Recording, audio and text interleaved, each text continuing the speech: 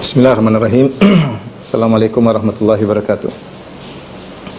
Alhamdulillahi ala ihsani wa syukru lahu ala taufiqihi wa amtinani wa asyhadu an la ilaha illallah wahdahu la syarika lahu ta'ziman li sya'ni wa asyhadu anna Muhammadan abduhu wa rasuluhu da'ila ridwani. Allahumma salli alaihi wa ala alihi wa ashabihi wa ikhwani. Para hadirin, ikhwan dan akhwat, para jamaah di Muscat dan dimanapun Anda berada, kita melanjutkan bahasan kita tentang fiqh al-asma al-husna, yaitu mengenal kandungan-kandungan makna dari nama-nama Allah yang terindah. Tidak lain benar-benar kita mempelajari nama-nama Allah menjadikan kita semakin dekat dengan Allah Subhanahu wa taala. Dengan sehari-hari kita mengamalkan nama-nama Allah, ya, kita meyakini Allah Maha Pemberi rezeki, Allah Maha Menjaga, Allah Maha Mengurusi, ya. Allah Maha Baik. Nama-nama itu kalau kita selalu bawa dalam hati kita, maka kita tentram dalam kehidupan ini. Kita tahu bahwasanya tempat bersandar kita adalah penguasa alam semesta yang di tangannya segala perkara, yang jika ingin menghendaki sesuatu hanya mengatakan kun fayakun. Jadi maka terjadilah. Di antara sekian nama-nama Allah Subhanahu wa taala adalah Al-Hadi, ya. Al-Hadi.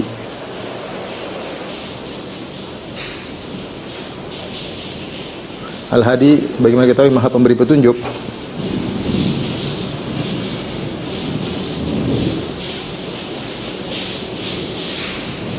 Maha Pemberi petunjuk, dan diambil dari kata hada, ya, yaitu memberi, ya, hada yahdi al-hadi, yang Maha Pemberi petunjuk. Dalam Al-Qur'an Allah Subhanahu wa taala berfirman, wa innallaha lahadil ladzina amanu ila siratim mustaqim. Sungguhnya benar-benar Allah adalah lahadil ladzina amanu, benar-benar memberi petunjuk kepada orang-orang beriman kepada jalan yang lurus, ya. Jadi dalam Al-Qur'an disebutkan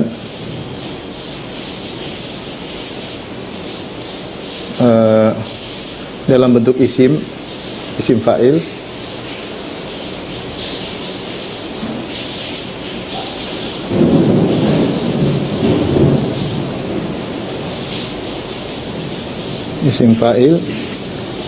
dan dalam bentuk sifat, dalam bentuk fi'il.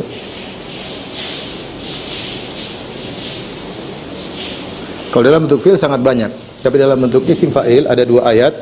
Seperti dalam surat Al-Hajj 54, ya, kata Allah Subhanahu wa taala, wa innallaha lahadi ladzina amanu ila siratim mustaqim.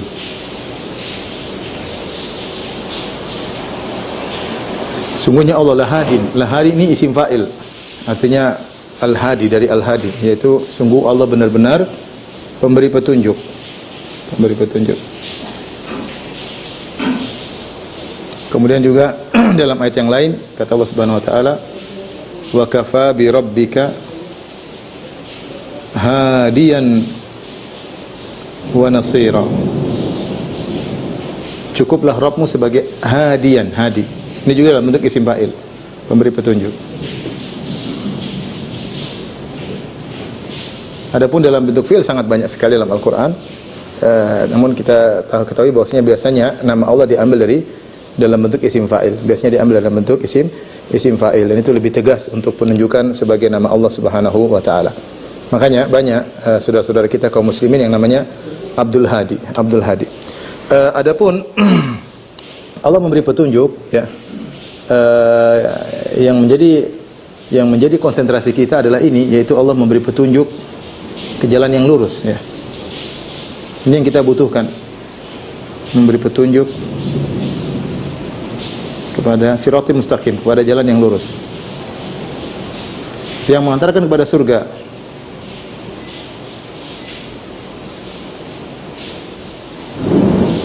Dan ini sangat kita butuhkan, ya, dalam keseharian kita. Oleh karenanya doa yang paling agung dalam keseharian kita adalah doa meminta hidayah. Ihdinas siratal mustaqim, tunjukkanlah kami jalan yang lurus. Dan doa tersebut diucapkan minimal 17 kali dalam sehari, menunjukkan keperluan kita terhadap hidayah sangat besar, ya.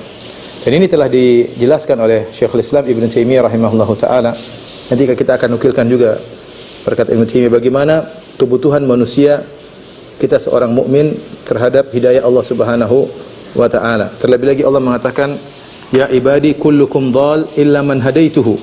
Wahai hamba-hambaku, sungguhnya seluruh kalian dalam kondisi sesat, illa man hadaituhu, kecuali yang aku beri petunjuk kepadanya. Fahduni fastahduni ahdikum.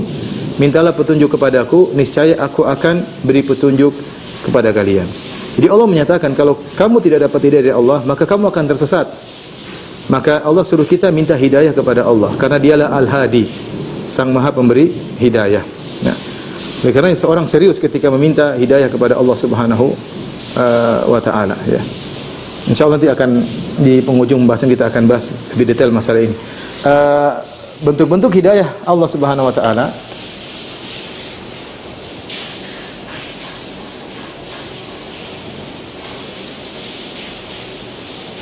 ada beberapa, ya.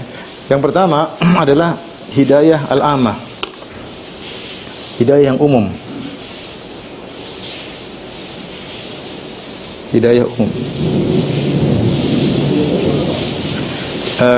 Kemudian yang kedua adalah hidayatul irsyad.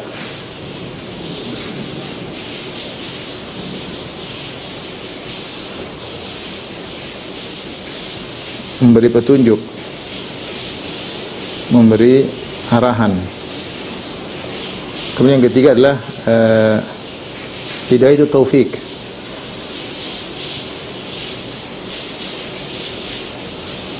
Yaitu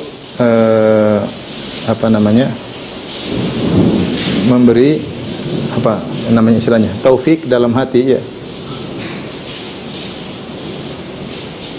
ke dalam hati. Dan yang terakhir adalah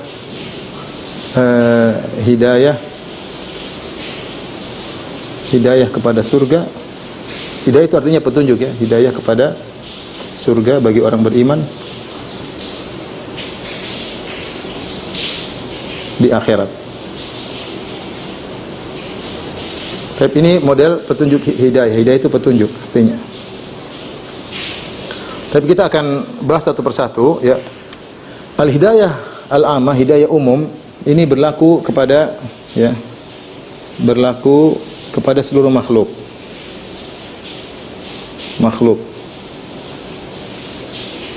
Manusia, hewan, mukmin, kafir.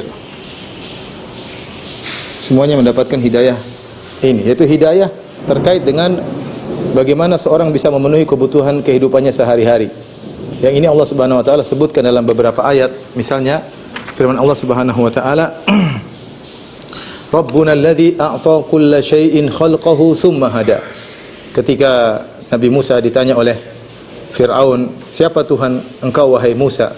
Maka Nabi Musa berkata, Rabbuna alladzi a'ta kulla syai'in khalqahu tsumma hada.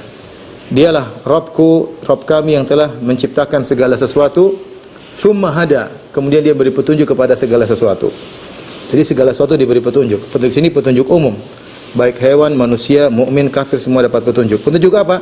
Petunjuk untuk memenuhi kebutuhan mereka. Misalnya insting untuk mencari nafkah, insting untuk makan, insting untuk berproduksi, ya, berkembang biak. Bagaimana seorang laki kemudian tertarik pada wanita, bagaimana jantan tertarik kepada betina, bagaimana jantan bisa, hewan-hewan bisa berhubungan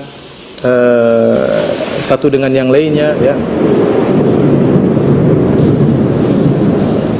Dan ini semua disebut dengan al-hidayah al-ammah. Seperti bagaimana seorang bayi ketika lahir langsung bisa menetek dari ibunya, padahal tidak ada yang mengajarinya. Ini insting. Allah beri petunjuk kepada sang bayi. Seandainya seluruh profesor, seluruh guru berkumpul di alam semesta ini untuk mengajarkan sang bayi melakukan sesuatu, tidak bakalan mampu. Dan bayi belum mengerti. Diajarin apapun kepada si bayi, satu dunia berkumpul orang alim untuk mengajari si bayi, tidak bakalan mampu. Tapi bagaimana dia bisa ketika diletakkan mulutnya di puting ibunya, kemudian dia bisa menghisap susu ibunya. Ini tidak lain karena Allah kasih hidayah, insting yang Allah berikan kepada si bayi. Demikian juga bagaimana hewan bisa mencari penghidupannya, ya. Allah mengatakan, "Wa ma min dabbatin fil ardi illa 'ala Allahi rizquha." Ya. Tidak ada suatu binatang melata pun di atas muka bumi kecuali Allah yang menanggung rizkinya. Wa ka'ayyin min dabbatin la ta'lamu la tahmilu rizqaha Allahu yarzuquha wa iyyakum. Betapa banyak hewan binatang melata di atas muka bumi tidak mampu, kalau dibiarkan sendiri tidak bakalan mampu mencari rezeki, tapi Allah yang menanggung rezeki mereka. Allah arahkan, Allah siapkan. Ini semua namanya hidayah ammah. Seperti lebah, bagaimana dia bisa kemudian pergi ke tempat-tempat tinggi untuk membuat sarangnya, ya. Kata Allah, wa auha rabbuka ila nahli anittakhidhi minal jibali buyutan wa minasyajari wa mimma ya'rishun. Kata Allah, maka Allah memberi wahyu kepada lebah, maksudnya memberi insting kepada lebah. Anittakhidhi minal jibali buyutan. Buatlah rumah di gunung-gunung, kemudian di bukit-bukit, di pohon-pohon, dan juga di bangunan-bangunan. Ya, ini semua adalah insting yang disebut dengan al-hidayah al-amah. Gampangannya adalah insting untuk memenuhi kebutuhan makhluk sebagai makhluk. Kalau tidak diajari oleh Allah, maka tidak bakalan bisa. Makanya saya renungkan bagaimana manusia dengan keterbatasannya kemudian bisa menemukan penemuan-penemuan yang hebat. Bisa ini ternyata, misalnya gampangannya minyak bumi ternyata bisa jadi ini, bisa jadi ini, bisa jadi ini, obat-obatan dengan berbagai macam. Siapa yang kasih insting? Allah Subhanahu wa taala kasih insting sehingga mereka mencoba kebetulan mendapatkan. Ini semua hidayah dari Allah Subhanahu wa taala. Ini berlaku bagi hewan dan juga berlaku bagi orang kafir. Allah berfirman, sabbihisma rabbikal a'la alladzi khalaqa fasawwa. Sucikanlah nama Tuhanmu yang maha tinggi. Alladzi khalaqa fasawwa, yang telah menciptakan dan menyempurnakan penciptaan. Walladzi qaddara fahada, yang telah mentakdirkan, yaitu memberi ukuran-ukuran pada masing-masing. Fahada, kemudian memberi petunjuk. Hidayah di sini dalam surat Al-A'la, fahada maksudnya petunjuk al-hidayah al-ammah, hidayah yang umum. Hidayah yang umum terkait dengan makhluk maupun dengan hewan dalam rangka memenuhi kebutuhan kehidupan mereka sehari-hari. Baik, hidayah yang kedua, hidayatul irsyad, memberi arahan, ya. Kata Allah Subhanahu wa taala, wa hadainahun najdain. Wa hadainahun najdain. Kami berikan kepada mereka dua petunjuk. Allah ingatkan, ini petunjuk kebaikan, ikuti, ini petunjuk keburukan, jauhi. Ya. Jadi Allah arahkan bagaimana petunjuk jalan kebaikan dan bagaimana jalan keburukan. Bahkan Allah mengatakan, wa kadzalika nufassilul ayati walitastabina sabilul mujrimin. Demikianlah kami memperinci ayat-ayat kami agar jelas jalan-jalan keburukan. Jadi di antara hikmah dalam Al-Qur'an, Allah menjelaskan tentang jalan-jalan kebaikan dan Allah juga menjelaskan jalan-jalan keburukan, dan Nabi SAW pun demikian.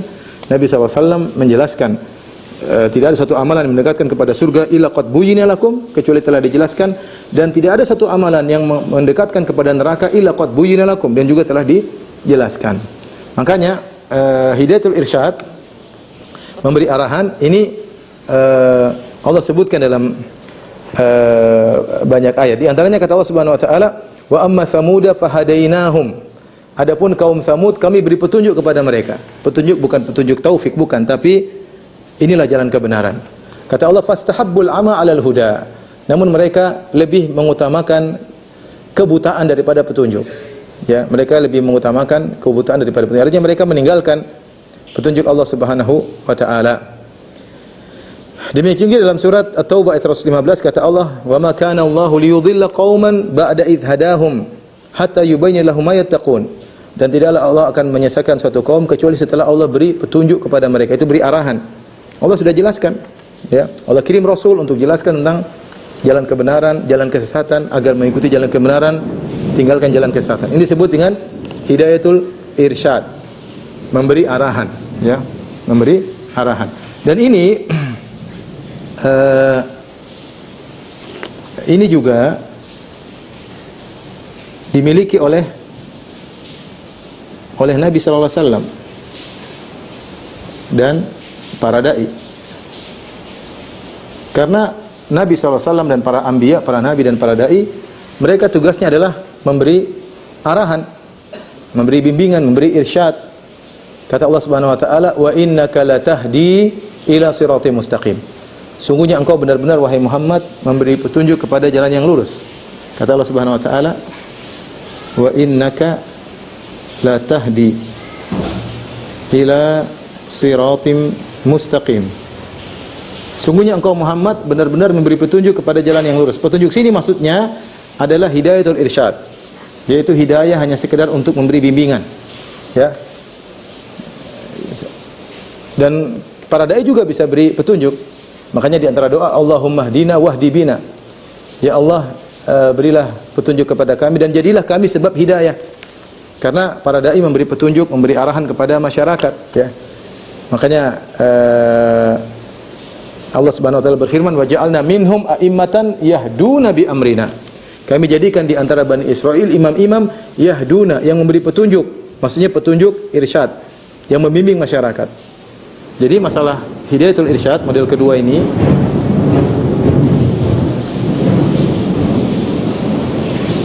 ini juga dimiliki oleh para nabi, tentunya dengan izin Allah Subhanahu wa taala. Dimiliki juga oleh para rasul. Mereka memberi penjelasan kepada masyarakat, memberi penjelasan kepada masyarakat. Baik, hidayah yang ketiga, hidayatul taufik. Hidayah taufik adalah hidayah untuk meniti jalan kebenaran. Memberi taufik ke dalam hati untuk meniti jalan kebenaran.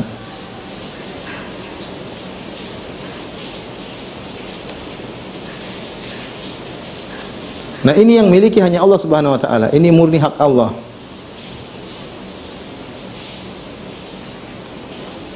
Artinya apa? Para nabi, para anbiya, para rasul, para dai hanya bisa mengarahkan. Adapun yang menjadikan hati mereka dapat hidayah untuk meniti jalan kebenaran, itu hanya hak Allah Subhanahu wa taala. Makanya Nabi sallallahu alaihi wasallam tidak mampu memberi petunjuk kepada pamannya Abu Talib, padahal begitu cintanya Nabi kepada pamannya. Jangan sebagaimana Abu Talib, Nabi sallallahu alaihi wasallam juga ingin orang Quraisy semua dapat hidayah. Ya, makanya betapa sering Allah sebutkan dalam Al-Quran, Nabi sedih ketika orang-orang Quraisy tidak dapat hidayah. Wala tahzan alaihim, kata Allah Subhanahu wa taala, wala tahzan alaihim. Jangan kau bersedih atas mereka. Kenapa Nabi bersedih? Karena orang-orang kafir Quraisy tidak dapat hidayah. Rasulullah sedih. Rasulullah ingin suku Quraisy dapat hidayah, tapi tidak dapat hidayah. Bahkan Rasulullah SAW sedih akan hal tersebut. Seandainya petunjuk iman dalam hati seorang dimiliki oleh Nabi sallallahu alaihi wasallam, tentu Nabi akan memberi petunjuk kepada orang-orang Quraisy, mereka akan semuanya beriman. Tapi ternyata Nabi tidak mampu. Karena hidayah di tangan Allah Subhanahu wa taala. Demikian juga pamannya Abu Talib ketika akan meninggal dunia, maka Nabi sallallahu alaihi wasallam datang memberi hidayatul irsyad. Rasulullah memberi petunjuk kepada jalan yang lurus. Tetapi hatinya tidak ada yang bisa beri petunjuk kepada hatinya kecuali Allah Subhanahu wa taala. Makanya ketika pamannya Abu Talib meninggal dunia, maka Nabi sangat sedih karena pamannya tidak dapat hidayah taufik. Maka Allah turunkan firman-Nya, innaka la tahdi man ahbabta. Kau tidak bisa beri petunjuk kepada orang yang kau cintai, ya.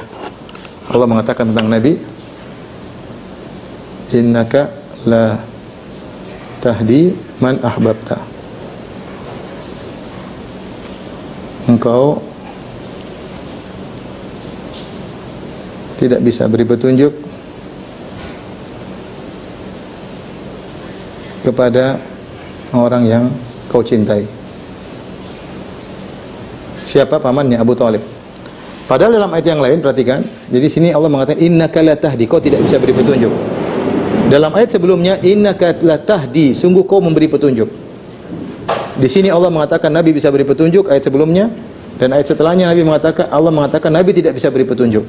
Maka kita mengerti Nabi bisa beri petunjuk, masuknya hidayatul irsyad, hidayatul bayan, untuk menjelaskan, untuk memberi bayan, memberi penjelasan, beginilah kebenaran, inilah kesesatan, dan Rasulullah SAW amanah dalam hal ini. Tidak ada satu kebaikan pun yang mengantarkan kepada surga kecuali Rasul jelaskan, dan tidak ada satu amalan yang bisa menjauhkan dari neraka atau mengantarkan pada neraka kecuali Rasulullah juga sudah jelaskan. Tetapi masalah hidayah hati, maka ini hak Allah Subhanahu wa taala. Nabi pun tidak bisa berkuasa atas hal ini, ya. Nabi tidak bisa. Oleh karenanya Nabi tadi saya katakan sedih ketika orang Quraisy tidak bisa dapat hidayah, dan Nabi sangat sedih ketika pamannya Abu Talib tidak dapat hidayah. Ini adalah hidayah murni milik Allah. Yang Allah berfirman, "May yasha'illahu yudlilhu wa may yasha' yaj'alu ala siratim mustaqim." Siapa yang Allah berkehendak, Allah sesatkan, dan siapa yang Allah berkehendak, Allah jadikan dia di atas jalan yang lurus. Allah mengatakan tentang Nabi SAW tidak bisa beri hidayah taufik. Kata Allah Subhanahu wa taala, "Wa ma aktsarun nasi walau harasta bimu'minin." Perhatikan kata Allah, "Wa ma aktsarun nasi walau harasta bimu'minin." Betapa banyak manusia, mayoritas manusia tidak beriman meskipun kau semangat mereka beriman.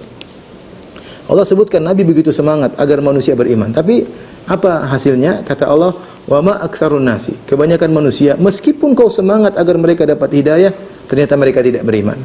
Artinya iman bukan di tangan Nabi sallallahu alaihi wasallam, ya. Ya. Allah berfirman, "Laisa 'alaika hudahum, walakinallaha yahdi may yasha." Petunjuk mereka bukanlah di tanganmu wahai Muhammad. Artinya mereka beriman bukan di tanganmu ya Muhammad. Walakinallaha yahdi may yasha, tapi Allah memberi hidayah, memberi iman kepada siapa yang Allah kehendaki. Ya. Kata Allah, "Walau syi'na la ataina kulla nafsin hudaha." Kalau kami berkehendak setiap orang akan kami beri hidayah. Maksudnya hidayah itu taufik. Namun tidak semua orang mendapat hidayah itu taufik. Makanya jika seorang mendapat hidayah taufik, beriman kepada Allah, meninggalkan kufuran, meninggalkan kesyirikan, maka hendaknya dia banyak-banyak bersyukur kepada Allah Subhanahu wa taala. Nikmat luar biasa seorang di atas hidayah. Lihatlah orang di atas muka bumi ini, betapa banyak orang jauh dari hidayah taufik. Mereka kalau hidayatul ammah, hidayah umum, mereka dapat. Pintar bikin mobil, pintar bikin pesawat, ya. Penemuan-penemuan yang spektakuler, ya. Kekayaan yang luar biasa mereka miliki, teknologi yang canggih-canggih. Hidayatul ammah, mereka bisa. Tapi hidayatul taufik, dapat iman hanya yang Allah pilih. Ya. Wa huwa a'lamu bil muhtadin, dan Allah mengatakan dan Dia yang lebih tahu mana yang mendapat petunjuk. Terserah Allah beri petunjuk kepada siapa dan menyesatkan siapa. Man yuridillahu ayyahdiyahu yashrah sadrahu lil Islam. Kata Allah, siapa yang Allah berkehendak untuk beri hidayah kepadanya, Allah buat dadanya lapang dengan Islam.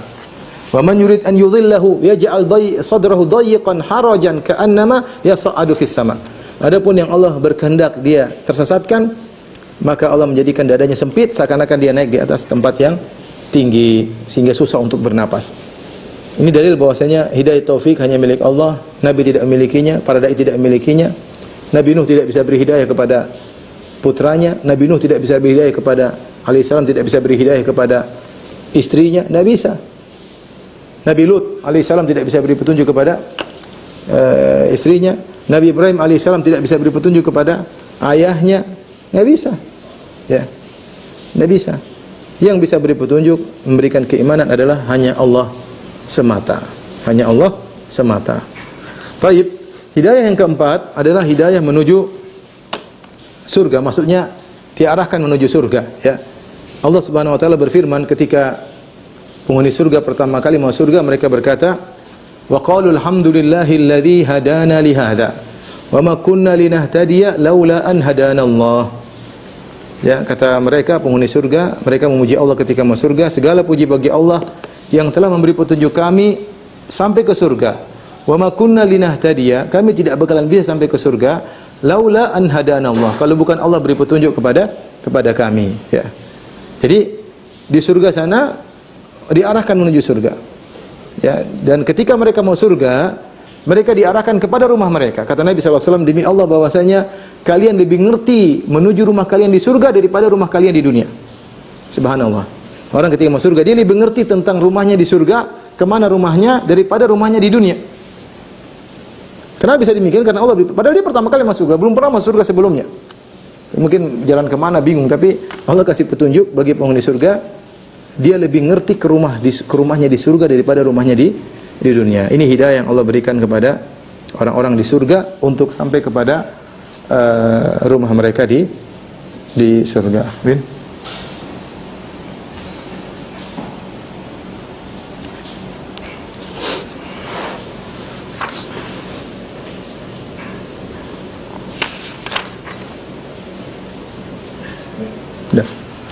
Baik, bagaimana ibadah yang bisa kita lakukan, ibadah terhadap nama Allah Al-Hadi, ya. Beribadah kepada Allah, ya.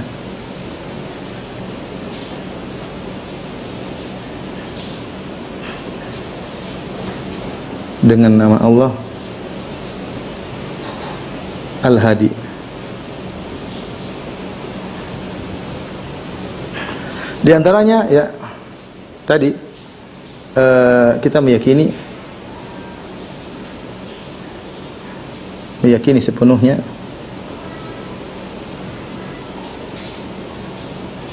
hidayah hanya di tangan Allah.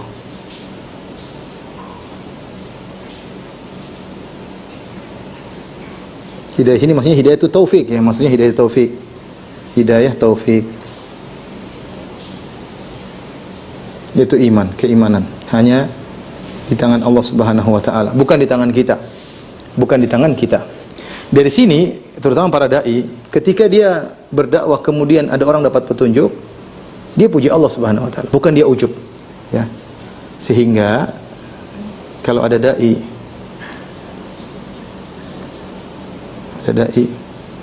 yang dengan sebabnya orang dapat hidayah, sebab arahannya, sebab ceramahnya orang lain dapat hidayah, jangan dia ujub. Maka jangan ujub. Kenapa? Karena yang beri hidayah Allah Subhanahu wa taala. Kamu hanya melakukan sebab. Sebab dia. La ayyahdiyallahu bika rajulan wahidan khairun laka min humrin na'am. Allah beri petunjuk kepada seorang dengan sebab engkau lebih baik daripada kau mendapat onta merah. Maksudnya seorang jangan karena dia pintar, karena dia pandai berorasi, karena ini enggak. Kamu melakukan sebab, Allah kasih kau kemuliaan, tapi jangan kau ujub, karena hidayah di tangan Allah Subhanahu wa taala. Hidayah di tangan Allah Subhanahu wa taala. Ini yang pertama. Yang kedua, kita meyakini hidayah di tangan Allah Subhanahu wa taala. Kemudian yang kedua, kita meminta hidayah kepada Allah.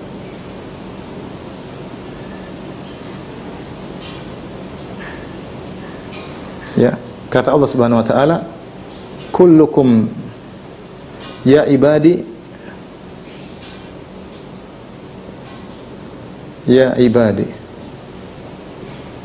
kullukum dhal illa man hadaituhu fastahduni ahdikum. Wahai hamba-hambaku, kalian seluruhnya sesat kecuali yang aku beri hidayah. Fastahduni, mintalah hidayah kepadaku.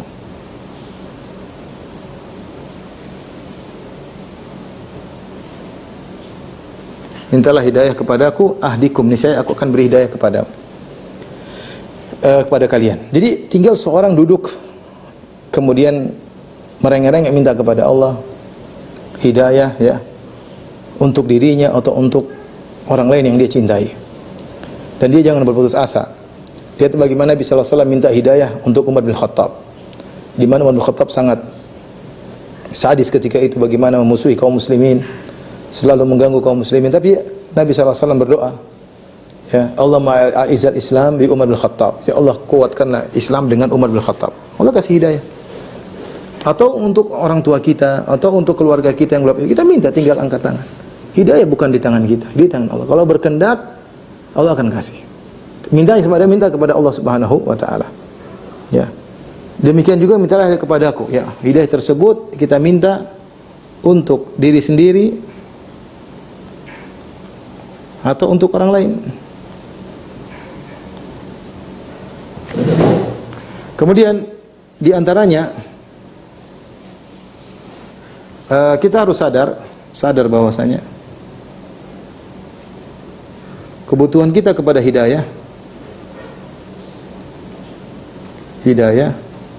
taufik ya, adalah ya sangat besar dan setiap saat kita butuh hidayah.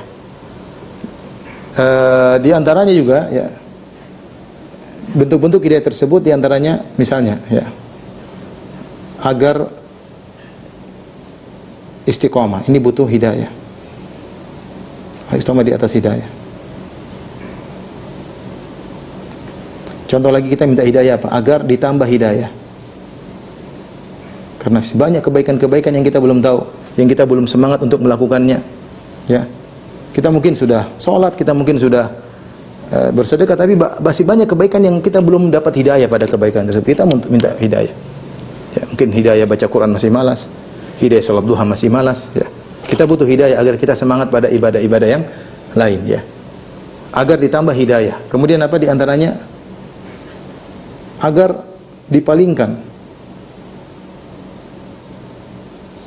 dari sebab-sebab yang menjauhkan dari hidayah.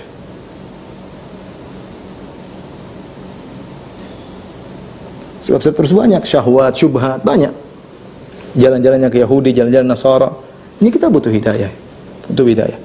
Makanya kita minimal dalam sehari 17 kali, minimal 17 kali minta hidayah. Ini terkadang tidak kita sadari, ya. Saya bacakan perkataan Ibnu Taimiyah rahimahullah taala bagaimana kita sangat butuh kepada hidayah. Dinukil oleh Syekh Abdul Razak hafizahullah taala. Beliau berkata, "Walamma kana al-'abdu fi kulli halin muftaqiran ila hadhihi al-hidayah fi jami'i ma ya'ti wa yadharuhu." Tatkala seorang hamba, ya, jadi Ibnu Taimiyah menjelaskan kebutuhan terhadap hidayah lebih utama daripada kebutuhan terhadap rizki. Kita rizki, kita lapar dapat makan selesai. Nanti lapar lagi mungkin 6 jam lagi, 5 jam lagi. Tapi kalau hidayah setiap saat kita butuh hidayah. Dan kita tidak hanya butuh hidayah di dunia, hidayah yang berlanjut kepada kebahagiaan kita di akhirat. Kalau rizki hanya kebutuhannya di dunia. Adapun hidayah kita butuhkan di dunia maupun di akhirat. Ya. Dan kebutuhan tersebut berkesinambungan setiap saat. Saya bacakan kata Syekhul Islam Taimiyah, "Walamma kana al-'abdu fi kulli halin muftaqiran ila hadhil hidayah." Tatkala seorang hamba membutuhkan hidayah ini setiap saat. Fi jami'i ma ya'ti wa yadhar, pada setiap perkara yang dia datangi maupun yang dia tinggalkan. Min umurin qad ataha ala ghairil hidayah. Ini contoh, salah satu bentuk dia melakukan sesuatu perkara tanpa petunjuk, masuk dalam suatu permasalahan, menghadapi permasalahan. Tidak usah jauh-jauh, permasalahan dengan istrinya, permasalahan dengan suaminya, ngurusi anak-anaknya, dia menghadapinya tanpa hidayah, tanpa petunjuk. Ini berarti dia butuh petunjuk. Ngurusi anak seperti ini bagaimana? Dia harus cari petunjuk, minta petunjuk sama Allah. Untuk menunjukkan bahwasanya kita butuh kepada hidayah setiap saat. Kita menghadapi masalah dengan istri misalnya, menghadapi masalah dengan suami, menghadapi masalah dengan anak-anak. Tidak usah jauh-jauh, menghadapi masalah tetangga. Apa hidayah sih? Bagaimana saya cara menghadapi mereka? Terkadang kita mengambil sikap yang tidak sesuai dengan hidayah. Ini salah satu kebutuhan. Kata Syekhul Islam Taimiyah, qad ataha min umurin qad ataha ala ghairil hidayah. Dia melakukan perkara-perkara dengan sikap-sikap tidak di atas hidayah. Fa huwa muhtajun ila taubati minha, maka dia butuh untuk bertobat agar tidak mengulangi lagi. Wa umurin hudiya ila asliha duna tafasiliha. Atau Allah memberikan dia hidayah kepada suatu perkara tapi tidak perinci, tidak terperinci, ya. Contoh apa? Dia beri hidayah misalnya untuk menikah, itu hidayah. Tapi bagaimana mengurusi keluarga secara terperinci, dia butuh hidayah secara terperinci. Ini berarti butuh hidayah lagi. Ya. Dia misalnya diberi hidayah untuk berdakwah, tapi ternyata dakwah itu butuh banyak permasalahan yang harus dia ngerti. Bagaimana kalau begini, bagaimana kalau begitu. Dia butuh hidayah terperinci dari Allah. Setelah Allah berikan dia hidayah secara global, dia masih minta kepada Allah untuk dapat hidayah terperinci. Nah, ini kebutuhan hidayah yang kedua. Kemudian kata Ibnu Taimiyah, wa auhudiya ilaiha min wajhin duna wajhin. Atau dia beri hidayah dari satu sisi yang lain tidak. Ya. Satu sisi dia dapat hidayah, sisi lain tidak. Misalnya bagaimana? Misalnya dia diberi kemampuan, diberi hidayah oleh Allah, petunjuk untuk ngurusi istri, tapi ngurus anak enggak bisa. Contoh ini. Dia ngurusi istri bisa, ngurusi anak enggak bisa misalnya. Ini berarti dia dapat hidayah dari satu sisi saja, sisi lain belum dapat.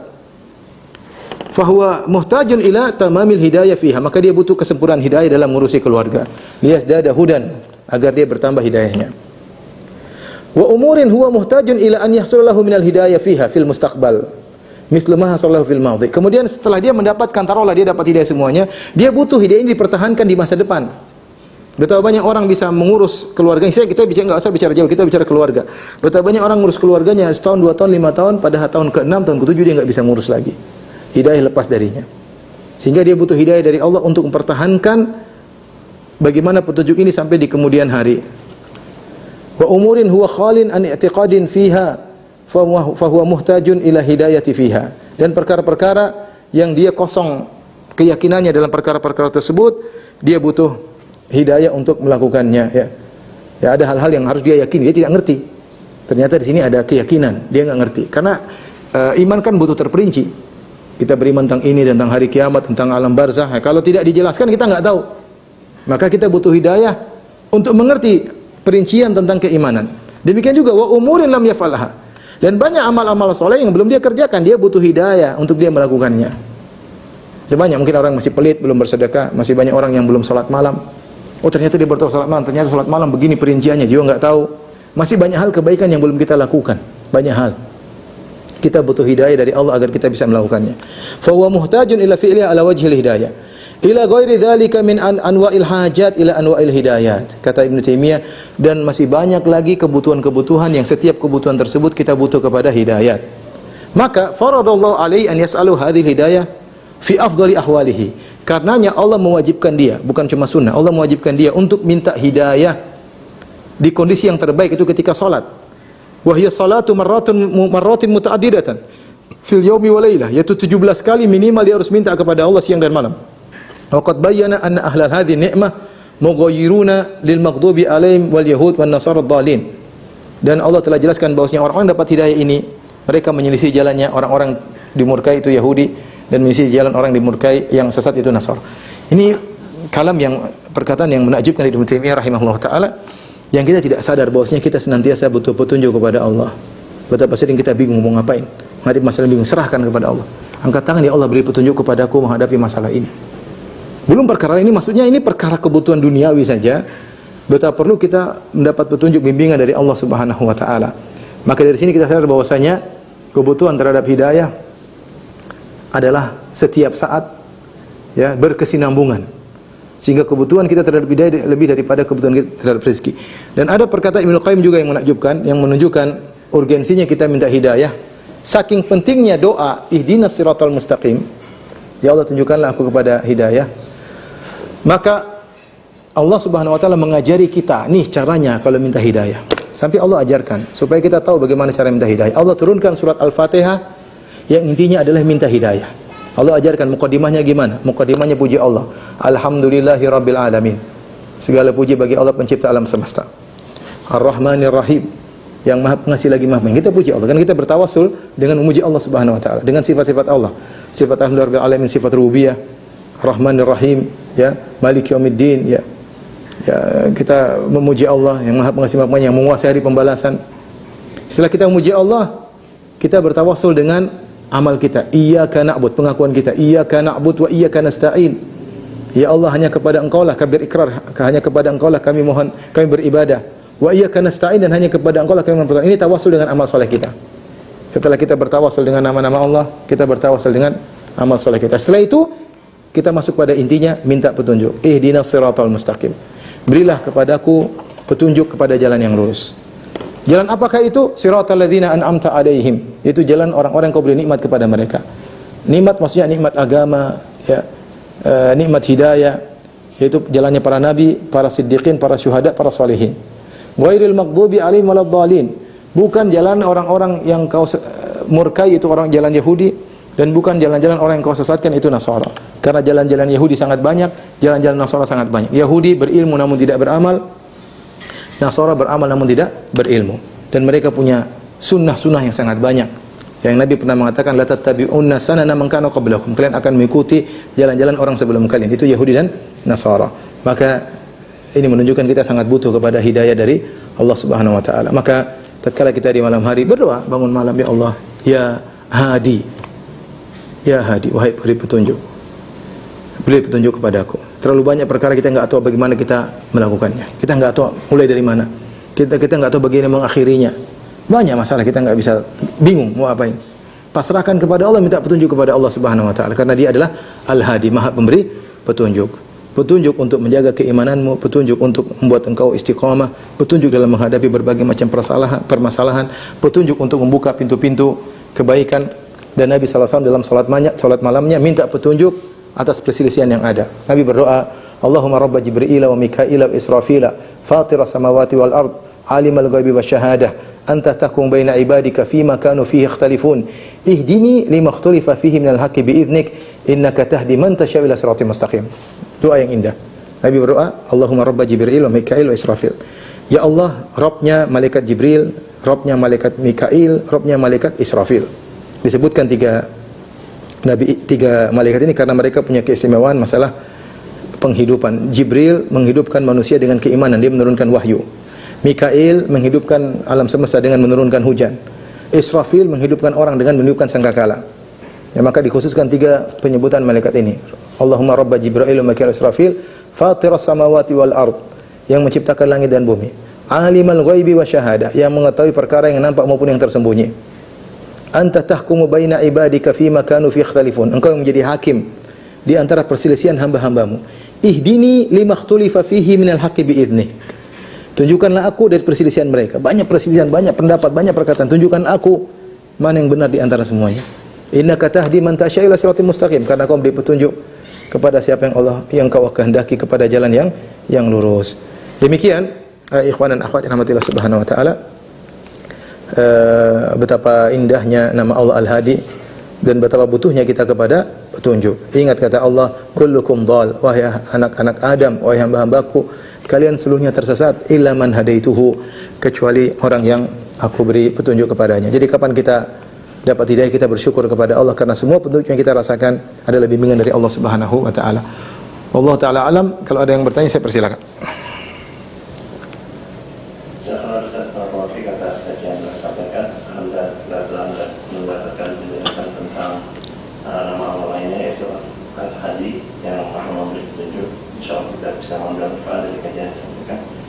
Ada yang sudah resen, akun Abdullah, mungkin bisa bertanya langsung kepada Ustaz. Fadil. Assalamualaikum Ustaz. Waalaikumsalam warahmatullahi wabarakatuh. Nah Ustaz, seperti yang saya sampaikan tadi di surat Al-Fatihah, Ghairil maghdubi alaihim, jalannya orang Yahudi, apakah ini juga bisa bermanfaat bagi seorang pemuda misalnya, dalam mengarungi fitnah wanita yang kita tahu Yahudi dulu terfitnah awalnya karena wanita, gitu juga akan dapat hidayah dalam melewati fitnah ini juga. Ya. Wallahu a'lam bishawab. Ketika kita minta petunjuk kepada Allah, petunjuk itu umum. Kita niatkan, ya Allah berilah aku petunjuk agar terhindar dari fitnah wanita, juga iya. Masuk ya.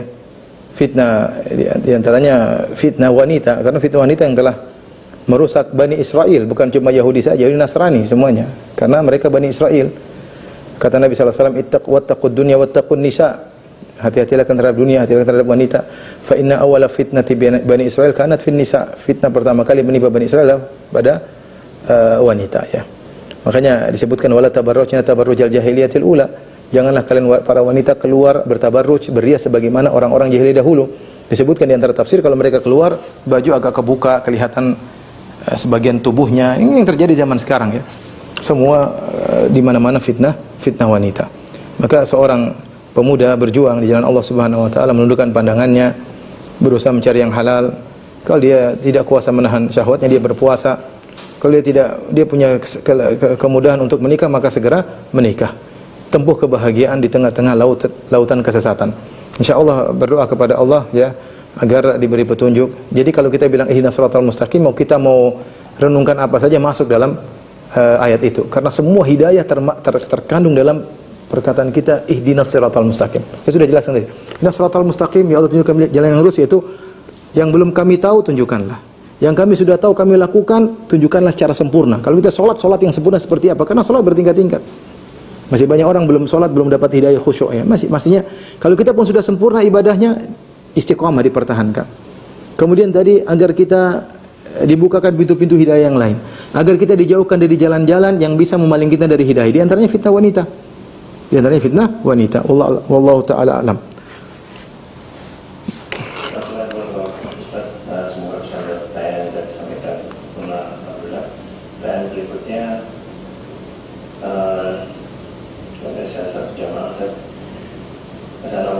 Assalamualaikum warahmatullahi wabarakatuh. Bertanya, pada zaman dahulu sebelum mendapat hidayah sunnah, apabila melakukan sedekah atau amalan baik lainnya, kita kurang dengan niat, melainkan hanya dengan tujuan membantu atau menolong. Apakah amalan baik ini tetap mendapatkan pahala karena kalau tidak salah segala sesuatu yang dilakukan dengan niat yang hanya mendapatkan pahala? Saya rasa seorang mukmin ketika dia memberi hidayah, memberi sedekah, dia pasti niatkan karena Allah Subhanahu wa taala. Saya rasa demikian ya. Cuma masalahnya dia ikhlas atau tidak. Tidaklah kita membantu kecuali kita ini adalah kebaikan yang Allah kebaikan yang Allah perintahkan, maka kita pun memberi bantuan atau sumbangan ya. Insyaallah kalau niat kita adalah untuk membantu orang, insyaallah dapat pahala. Tapi kalau kita ragu dulu kita riya atau tidak, ya kita istighfar. Ya Allah, kalau sedekah-sedekah dulu ada riyanya, maka mohonlah ampunilah diriku dan terimalah sedekah-sedekahku yang dahulu ya. Ini di antara contoh bahwasanya kalau orang dia sudah diberi petunjuk kepada sedekah, maka ada hidayah lain, hidayah untuk semakin ikhlas, hidayah untuk menyembunyikan sendiri. Ini hidayah terjadi. Terkadang kita sudah diberi petunjuk kepada asal hidayah, tapi perinciannya butuh hidayah baru. Betapa banyak orang sudah diberi semangat untuk sholat, semangat untuk sedekah, semangat untuk haji, tapi butuh hidayah terperinci lagi agar hajinya sesuai sunnah, agar sholatnya sesuai sunnah, agar sedekahnya lebih sunnah. Wallahu a'lam bishawab. Pertanyaan berikutnya berkaitan dengan doa yang mana yang perlu kita bacakan dalam bentuk umum khusus. Assalamualaikum warahmatullahi wabarakatuh. Manakah siku lafaz doa yang paling afdal? Apakah kita berdoa dalam bentuk umum atau secara khusus, Ustaz? Kalau kita doanya secara khusus, kita ingin doakan kita ya secara khusus, tidak ada masalah. Makanya doa kunut witir, Allahumma hdini fiman hadait. Ya Allah, berilah petunjuk kepadaku. Kalau kita jadi imam baru Allahumma hdina fiman hadait. Berilah petunjuk kepada kami. Asal doa kunut yang diajarkan oleh Nabi sallallahu alaihi wasallam kepada Al Hasan, itu Allahumma hdini fiman hadait wa afini fiman afait. Semuanya dengan dhamir kepadaku. Dhamir tunggal, ya Allah, berilah petunjuk kepadaku bersama orang yang boleh berpetunjuk. Wa afini fiman await, fatawallani fiman tawallait, barik li fima a'tait, wa qini syarra ma qadait. Jadi kita berdoa kepada kita. Kalau kita ingin mendoakan orang lainnya, kita doakan semuanya ya. Seperti Allah maghfiril muslimina wal muslimat, ya kita doakan, ya Allah ampunilah seluruh kaum muslimin, seluruh kaum muslimat ya, yang masih hidup maupun sudah meninggal dunia. Kalau kita doakan orang tua kita. Tapi kita perlu juga doa untuk diri kita sendiri ya. Ya, seperti doanya Nabi Zakaria, Rabbi inni wahanal 'azmu minni washta'al ar-ra'su syaiba wa lam akun. Dia berbicara, ya Allah, aku sudah tua tulang. Dia bicara untuk dia. Ya. Fahabli, anugerahkanlah kepadaku anak yang soleh. Jadi ada saatnya kita mendoakan semua orang, ada saatnya kita berbisik-bisik, berkeluh kesah kepada Allah Subhanahu wa taala, curhat kepada Allah, doakan kita. Saatnya kita doakan anak-anak kita, istri kita, saatnya kita doakan orang tua, saatnya kita doakan kaum muslimin secara umum. Jadi tidak selalu kita doa untuk kaum muslimin seluruhnya. Kita untuk kita penting, sangat penting. Wallahu a'lam bishawab.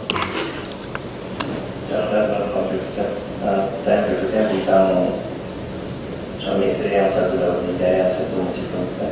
Assalamualaikum Ustaz. Bagaimana jika istri sudah diberi hidayah dan pelan-pelan berhijrah, tapi suami masih kerja di lembaga riba? Sudah diingatkan untuk tinggalkan riba dan istri sudah mengajak untuk pelan-pelan hijrah di jalan Islam yang hak, tetapi suami tidak merespon apa-apa. Saya bingung karena jelas-jelas nafkah dari suami itu haram. Solusinya saya harus bagaimana, Ustaz? Karena saya sudah berusaha menasihati suami dan sebisa mungkin saya mencontohkan dengan banyak ibadah sunnah. Saya berharap suami bisa bergerak menjadi saya berubah, tapi ternyata masih belum bisa berubah. Saya ingin mulai awal jualan, hanya saja saya tidak mau modal dari suami yang jelas-jelas riba tersebut. Allah musta'an ya. Allah, saya enggak tahu ya, tapi intinya berdoa kepada Allah Subhanahu wa taala, terus nasihati suami. Terus kalau memang tadi ada kelapangan untuk mulai usaha sendiri ya. Usaha sendiri ya.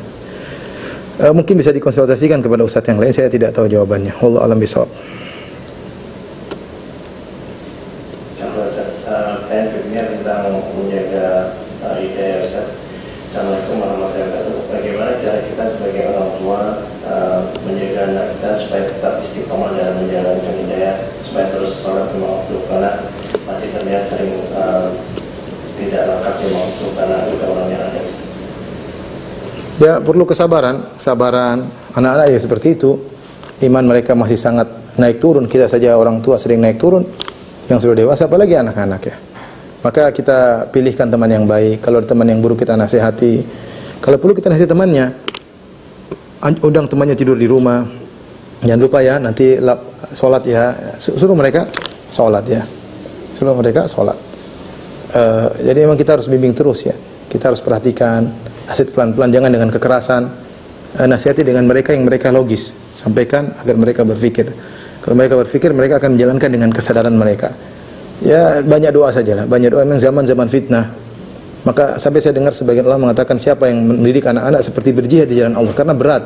Apalagi zaman sekarang dengan adanya internet, dengan adanya medsos, dengan adanya TikTok, dengan adanya Facebook, YouTube dan lainnya, ya, dengan adanya film-film banyak di internet, maka ini semakin berat mendidik anak-anak. Tapi tadi jangan putus asa.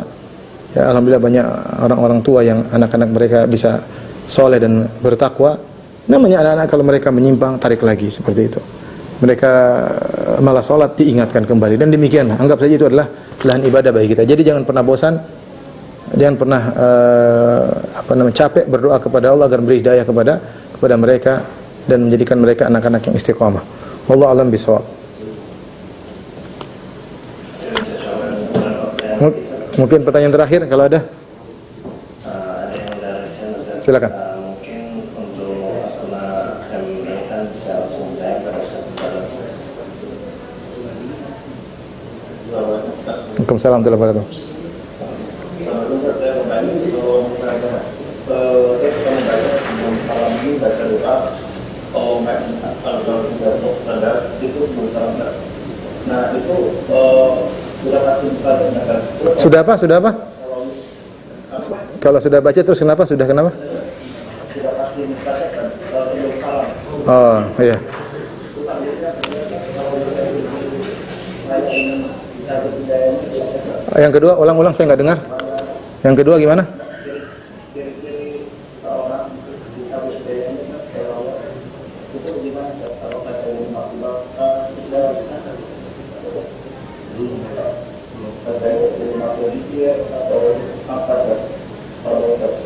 Saya pertanyaan kedua kurang jelas. Yang pertama intinya kita berdoa, di tempat-tempat yang mustajab, ya, dan kita husnudzan kepada Allah. Nabi telah berkata, "Ud'ullaha wa antum muqinuna bil ijabah. Fa'lamu anna Allah la yastajibu du'aan min qalbin ghafilin lahin." Berdoalah kepada Allah dalam kondisi kalian yakin akan dikabulkan oleh Allah Subhanahu wa taala. Jadi kita husnudzan kepada Allah. Kalau kita sudah berdoa di penghujung sebelum salam, insyaallah dikabulkan oleh Allah Subhanahu wa taala. Memang butuh diulang-ulang, ya, dan senantiasa kita, di antara kunci dikabulkannya doa ketika kita merasa butuh. Kalau kita berdoa tapi rasa butuh kita kurang, itu sudah dikabulkan. Ya, karena semakin kita merasa butuh kepada Allah, semakin mudah dikabulkan, ya. Kata Allah, "Amman yujibul muttarra idza da'ah." Siapa yang mengabulkan doa orang dalam kondisi terdesak ketika berdoa kepada Allah. Jadi butuh dalam doa itu kita menghadirkan rasa kebutuhan kita. Lalu kita hanya sekedar baca tapi tidak merasa butuh, repot. Nabi SAW ketika berdoa, "Ya muqallibal qulub, tsabbit qalbi ala dinik." Itu doa yang, ya Allah yang bolak-balikan hati manusia, tegarkan hatiku di atas agama. Nabi benar-benar merasa butuh. Karena Nabi sadar bahwasanya hati ini bisa berubah-ubah. Nah, kita mungkin baca kita seperti angin lalu saja. Kita mau ihdinas shiratal mustaqim tapi kita bacanya seperti hanya sekedar ya formalitas dalam salat. Kita mengatakan Allahumma hdini wasaddidni, ya Allah beri petunjuk kepadaku dan luruskan aku. Apa kita merasa butuh atau tidak? Makanya tadi kita perlu baca, merenungkan perkataan Syekhul Islam Taimiyah tadi, agar kita benar-benar ketika minta hidayah ada kebutuhan dalam hati kita. Allah tahu isi hati kita. Kapan kita benar-benar merasa butuh, maka sangat mudah dikabulkan oleh Allah Subhanahu wa taala. Adapun kita berdoa tapi cuek, ya hanya sekedar formalitas, ya, tapi kita tidak merasa butuh, ya repot. Ya, mana mau dikabulkan bila tidak merasa butuh? Tapi kalau hadirkan dalam diri kita merasa butuh, itu perlu perenungan, dan Allah Maha tahu apa yang kita renungkan. Demikian kurang lebih saya mohon maaf, wabillahi taufiq wal hidayah. Assalamualaikum warahmatullahi wabarakatuh.